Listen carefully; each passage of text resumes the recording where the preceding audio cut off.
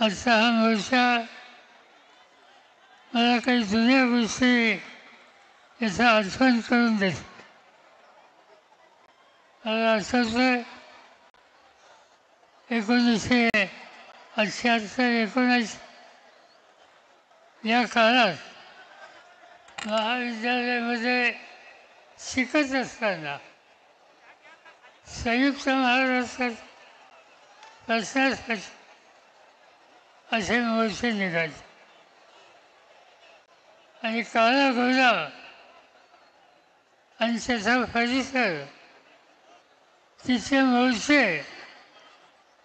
एक प्रकारचा इतिहास निर्माण करणारे हे मोर्चे होते. आणि त्यानंतर आज तुम्ही सगळ्यांनी जी जबरदस्त एकजूट दाखवली त्यातून संयुक्त महाराष्ट्र याची जी चळवळ होती त्याची आठवण होती. आज एक महत्त्वाचा विषय आपण हातात घेतो. आपण स्वतःसाठी काही मागत नाही. आपण एवढंच म्हणतो की लोकशाहीमध्ये संविधानानं जो अधिकार तुम्हा आम्हाला दिला त्याचं जतन करणं याची आज वेळ आली. आपण बघितलं निवडणुका झाल्या आणि त्या निवडणुकीमध्ये विशेषतः विधानसभेच्या निवडणूक जे काही प्रकार झाले त्यामुळं सामान्य माणसात संसदीय लोकशाही यावरचा विश्वास याला धक्का बसला. आज अनेक ठिकाणी लोक अस्वस्थ आहेत. आता या ठिकाणी उत्तमराव जानकर सोलापूर तिथे आमदारांनी त्यांचा अनुभव तुम्हा सगळ्यांच्या समोर सांगितला.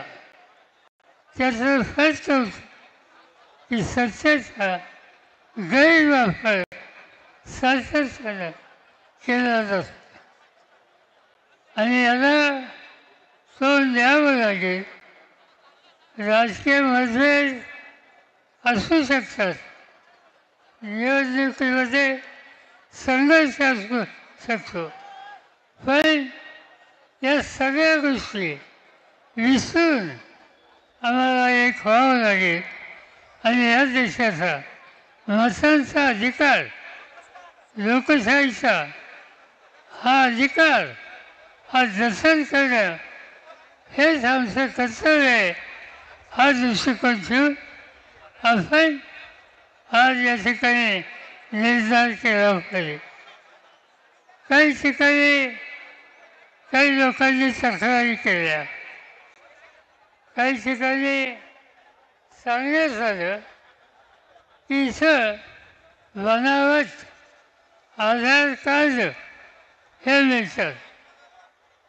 माहिती दिली, कलेक्टरनं सांगितलं सिद्ध करून द्या, हे आव्हान आलं, डेमो दाखवला आणि हे दाखवून हा आरोप सिद्ध ज्यांनी केला त्याच्यावर गुन्हा दाखल केला.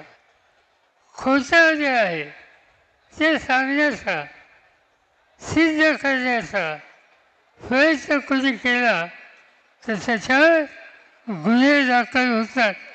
याचा अर्थ हे शासन या सगळ्याला संरक्षण द्यायचं पाठपुरावा करतं आणि त्यामुळं तुमची माझी ही जबाबदारी आहे. काही करा, पण आम्ही हा मतदानाची करून फारणारी सोयी आहे ती चोरी आम्ही थांबवणार. आज या ठिकाणी इथून जाताना आपल्याला आज निकाल घ्यायचा आहे.